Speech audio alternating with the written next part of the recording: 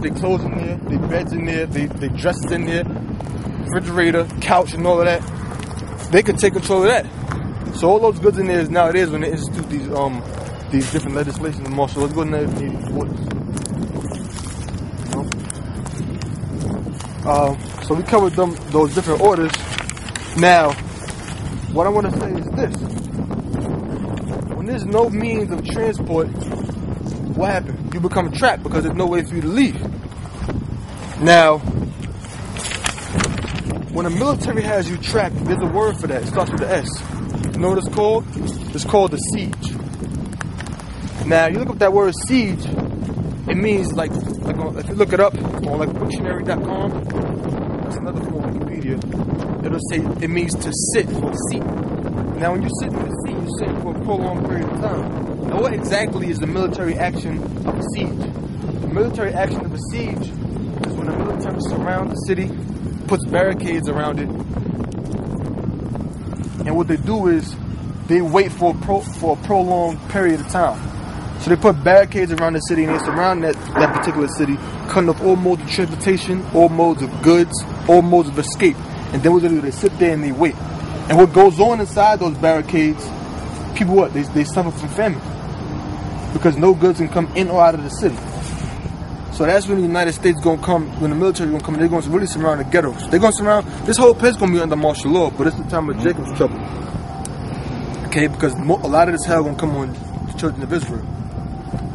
Now, this document I got here, I had gotten it from, in fact, here's from the freedictionary.com, or the word siege. It says the surrounding and blockading of a city, town, or fortress by an army attempting to capture it. And from dictionary, it says from siege or military action, it says a prolonged military assault or blockade of a city or fortress with the intent of conquering by force or attrition. Now, an example of a siege, because a good way for you to give examples of the things that's to come is to give people examples of what happened before in the past, of different sieges that took place. Now, this particular siege that we're going to go into is the siege of Leningrad, which happened in Russia in the 1940s. But this is very recent. This is more recent than Masada. Now, you got something? Yeah. St. Matthew 24 and 21. For then should be great tribulation, such as was not since the beginning of the world. Yep, great tribulation, such as has not been from the beginning of the world. Now, when we go into this right here, siege of Leningrad, there's a lot of things that was going on here, which we can't go into everything through the interest of time, but we're going to try to get out of it what we can. Go on up. For then should be great tribulation, such as was not since the beginning of the world to this time. No, nor ever should be. And except those days should be shortened, there shall no flesh be saved, but for the elect's sake, those days should be shortened. So if there was except those days be shortened, there would be no flesh to be saved. That's how many people are going to be dying left and right when the Heavenly Father allowed the so-called white man, the devil, which is his sword, when he allows him to institute martial law. Okay? You got something else? Yeah. Jeremiah 30:7. At last, for that day is great, so that none is like it. It is even the time of Jacob's trouble, but he should be saved out of it. And that he that's going to be saved out of Jacob's trouble is talking about the elect. That's the only one that the Lord came to save. That's the only one that the Lord came for in the ancient world also. I read that. Now, this is some of the things that happened during that siege. Right? This from Wikipedia. It says, effects of the siege of Leningrad on the city. Now, this is the effect of when the military surrounded the city, cut off all modes of transportation and goods. Now, this goes into when Hitler and his army, Hitler and his German army north, when they went and they bombed what's called Leningrad today out there in Russia. Today it's called St. Petersburg. This is going back into the 1940s. Now it says, this is some of the effects. It said food rationings. Now, well, it says bread ration card. Now, I looked up food rationings. It says rationing is the controlled distribution of scarce resources goods or services. Lamentations 4:19. Better to perish by the sword than hunger. Rationing is the controlled distribution of scarce resources, goods or services. Now, why was resources scarce?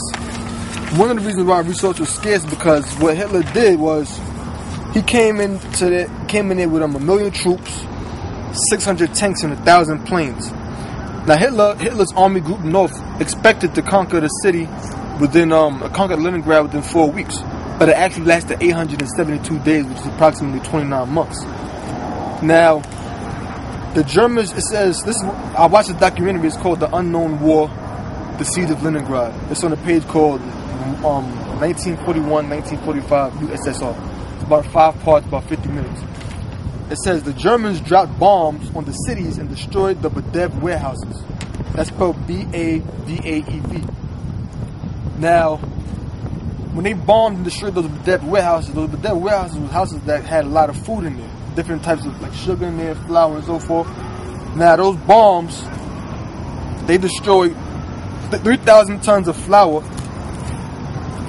3,000 tons of flour was burned and 2,500 tons of sugar was burned down. Now 1 ton is 2,000 pounds. Now if you times 2,000 by 3,000, that's how many tons of flour was destroyed, was burned. If you times 2,000 by 2,500, that's how many tons of sugar was destroyed.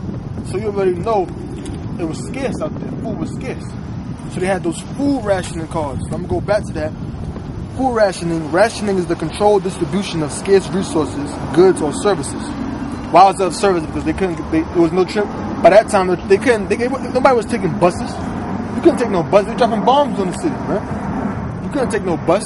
You couldn't drive no car. You couldn't go through no inland waterways. You wasn't bringing anything in on planes. So food was scarce. It says, rationing controls the size of the ration.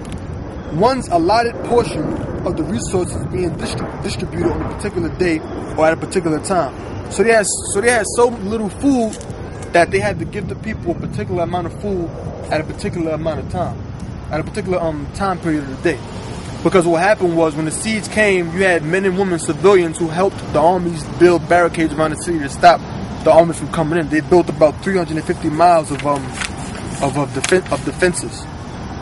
Because back at that time, you get on 24th chapter Matthew, I think it's the 12th verse, love many shall wax cold.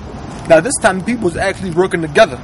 But the scriptures tell you when this happens, the love of many gonna wax cold, so nobody's gonna be working together. You hear that? St. Matthew 24:12. And because iniquity shall abound, the love of many shall wax cold. Right, let's go down here. The love of many is gonna wax cold. Nobody's gonna be helping each other. Let's build barricades around our front door so nobody breaks in. It's gonna be every man for themselves, man. It's gonna be every man for themselves. Now it says, I got this from watching the video. I wrote this down also. It says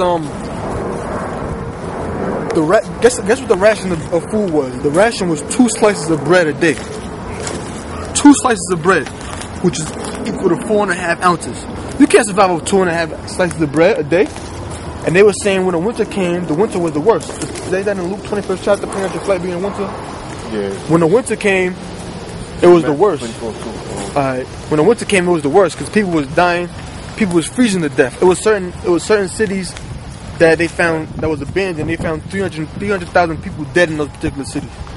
You got it? Yeah. This is Matthew 24, verse 20 and 21. No, verse 19 and 20. Mm-hmm. And woe unto them that are with child, and to them that get sucked in those days. Yep. But pray ye. Right, woe unto them that are with child. And when you watch the documentary, it tells you the birth rate was 0. That was the birth rate. The birth rate was 0. Women wasn't even having kids. A lot of them wasn't even having kids, man, because they were dropping dead. They couldn't even, if they was to have kids, the baby gonna die because they wasn't even getting proper nutrition. Go on. If the woman ain't eating, she's gonna have a miscarriage. Exactly. But it's like it. And woe unto them that are with child, and to them that get sucked in those days. Right. But pray ye that your flight be not in the winter, neither on the Sabbath day. Yeah, because on the Sabbath day we didn't go to war. And it said, pray not your flight be in the winter. It says the winter of 1941. This is when I got from writing down, watching the video. The winter of 1941 was severe. Pipes burst, water mains froze. Water had to be drawn from the frozen ice that's in the street.